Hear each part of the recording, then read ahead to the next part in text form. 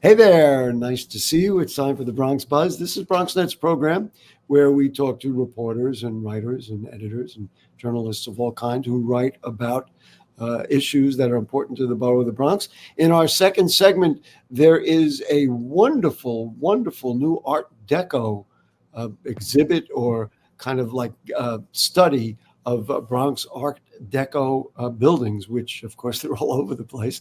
So we'll do that in a moment. But right now, say hello to our buddy, the senior state politics reporter at City and State New York. It is Rebecca Lewis. Nice to see you, Rebecca. Happy to be on again, Gary. Always good. I hope you're staying cool somehow in this rather remarkable period of time. You wrote, it was kind of a surprising headline to me that the governor announces that she will run for reelection in 2026. Goodness gracious, we can't get past 2024 yet. So number one, was that surprising? And I have a couple of news, or you wrote one news item was about her indication that she was going to keep her deputy in place. But tell me a little bit about her announcement and how it was received up there in Albany. Well, it was actually in direct response to a question I asked her. Oh, it was I don't your think that fault. she, I don't think that she was necessarily planning to make any sort of election announcement on that day. But I asked her if she was going to run for reelection, if she wanted to stick with Antonio Delgado, her LG, and she said, "Yes, I'm running for reelection. I'm happy with Antonio Delgado, and but I'm otherwise focused on 2024. So it's a little bit early, but it's never too early. So that's why I wanted to get a little bit of a head start. Wanted to make sure that the governor is in fact running for reelection because elections impact every decision that a politician ever makes. So it's good to make sure that we're on the same page as the politician. And in terms of Delgado, he is already her second lieutenant governor because her first pick resigned. There was a little bit Because he of got in trouble. Let's be he clear. got in trouble. Yeah. There was a little bit of contention with her pick of Delgado between uh, in some parts of the Hispanic and Latino communities about his own personal his heritage and his identity. So that was a little bit rocky at the start, but she seems to be happy with the job that he's been doing so far. I didn't realize that it was you who brought that up. But were you thinking now? You wrote that Delgado has his own pack, his own kind of like his independent political action committee. Did you see? Boy, I'm getting right into the middle here. Did you see that and say, well, wait a minute? I want to see if maybe he believes that maybe there's, he himself doesn't want to be part of that again or something. I mean, I don't know. I'm just curious what inspired you to bring up what was, kind of, I don't want to say an oddball question, but somewhat A out of little the oddball. a little Little odd. little oddball. I love having Um, you here. That's great. Yes. it's I've just been something I've been thinking about, asking around, especially after the congestion pricing Right. decision. There was some speculation, there's some people talking about maybe there will be a primary challenge, what's going on, what's happening. And certainly when I saw what Delgado was doing, that he's launching this new pact to help get Democrats elected in swing congressional districts. My first thought was, that seems like something that someone who might want to run for another office might do. We It don't need to raises speculate for governor, but raises your I didn't profile. say that. Yeah. Um, so that's very interesting. But now to the congestion pricing thing. Um, this was received in a mixed way.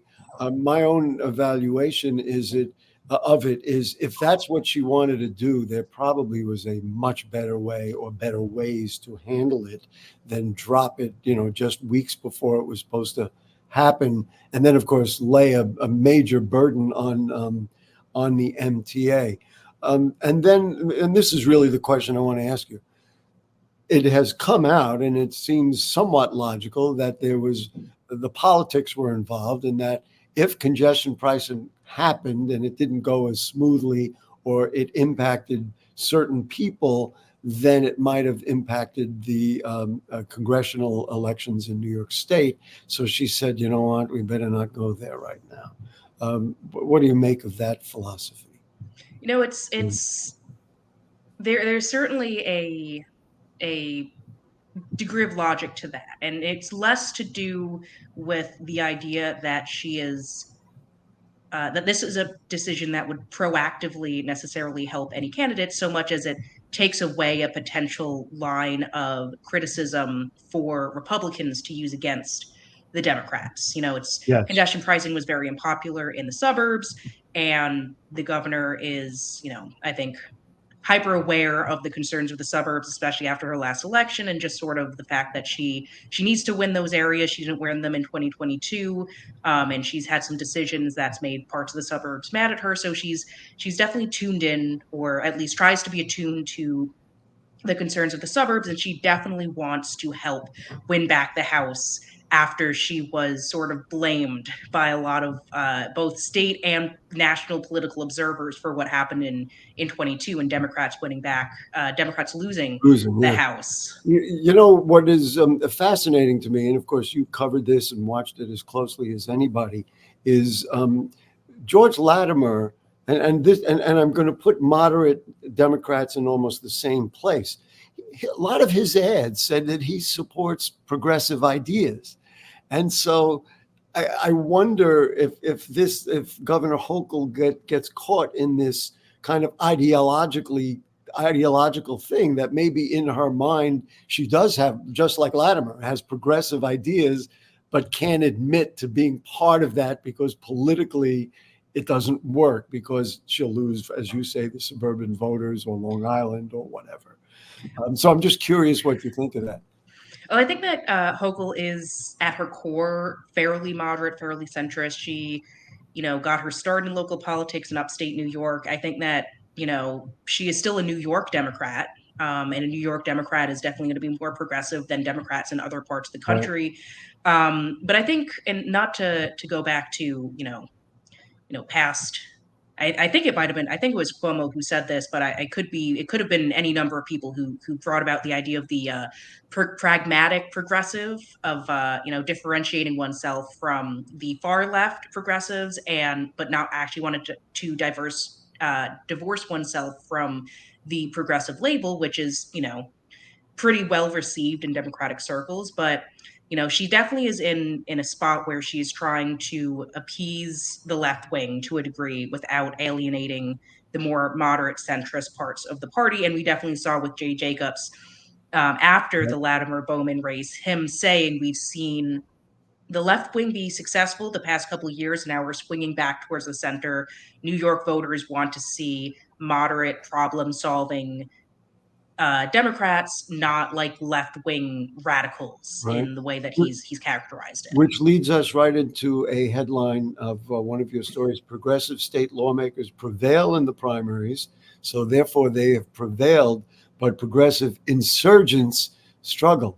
That was somewhat interesting to me. Kind of gets into the dialogue that we just had.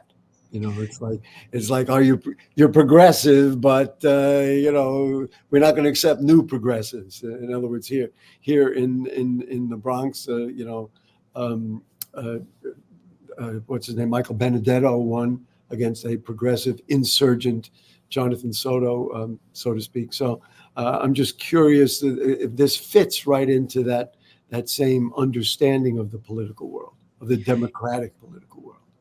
I think that this was definitely an election of in the state legislative, not necessarily, excluding the obvious Bowman Latimer race for Congress.